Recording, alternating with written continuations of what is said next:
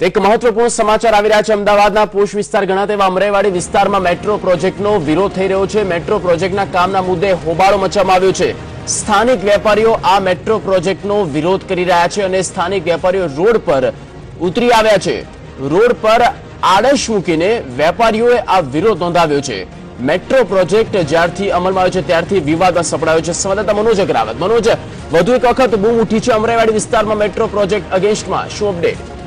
અમદાવાદ જે શહેરીજનો માટે એક લાભકારક જે પ્રોજેક્ટ છે જે મેટ્રો ગણાય છે અને ઠેર ઠેર તેનું કામ ચાલી રહ્યું છે, પરંતુ મેટ્રો પ્રોજેક્ટમાં જે પ્રકારે મંથર ગતિએ કામ ચાલી રહ્યું છે તેને કારણે વેપારીઓ અને આસપાસના લોકો પરેશાન થઈ રહ્યા છે, કારણ કે એકદમ ધીમી ગતિએ કામ અને તે પણ પૂરતું થતું નથી અને લોકોને મોટી મુશ્કેલી થઈ રહી છે અવરજવરમાં। ખાસ કરીને વેપારીઓને ધંધા રોજગાર કરવા મુશ્કેલ થઈ રહ્યા છે, ત્યારે અમરાઈવાડીમાં જે સ્થાનિક વેપારીઓ દ્વારા વિરોધ કરવામાં આવ્યો છે અને રોડ રસ્તા ઉપર જ ઠેર ઠેર આડસો મૂકીને રસ્તો બંધ કરવામાં આવ્યો છે। સૂત્રોચ્ચાર કરીને તેનું પ્રદર્શન પણ કરાયું છે।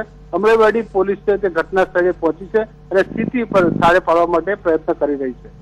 હાલની સ્થિતિ શું છે મનોજ? જે પોલીસ ત્યાં ઘટના સ્થળે પહોંચી છે ને જે રોડ બ્લોક કરી દેવાય છે, જે આડસો ગોઠવી છે રોડ ઉપર તે દૂર કરવાની કામગીરી ચાલુ છે કે જેથી લોકો અવર જવર કરી શકે। પણ મહત્વનો પ્રશ્ન એ છે કે પોલીસ તો આવીને જતી રહેશે, પણ જે મેટ્રો પ્રોજેક્ટનું કામ જે ગતિ આગળ વધવું છે તે વધતું નથી, તેને કારણે આજુબાજુના જે રહીશો અને જે સ્થાનિક વેપારીઓ છે જે મેટ્રો પ્રોજેક્ટની ધૂળ ઉડે છે, પાણીનું ગંદકી છે, તમામે તમામ આ વેપારીઓ અને રોજગાર ધંધાને અસર કરી રહ્યું છે, તેને કારણે તેનું નિવારણ લાવવું જરૂરી છે। બિલકુલ મનોજ, આભાર માહિતી બદલ। અમરાઈવાડી વિસ્તારમાં જે અવાજ ઉઠ્યો છે અને ગોકળ ગાયની જેમ કામ આગળ વધી રહ્યું છે તેને કારણે લોકોને હાલાકીનો સામનો કરવો પડી રહ્યો છે।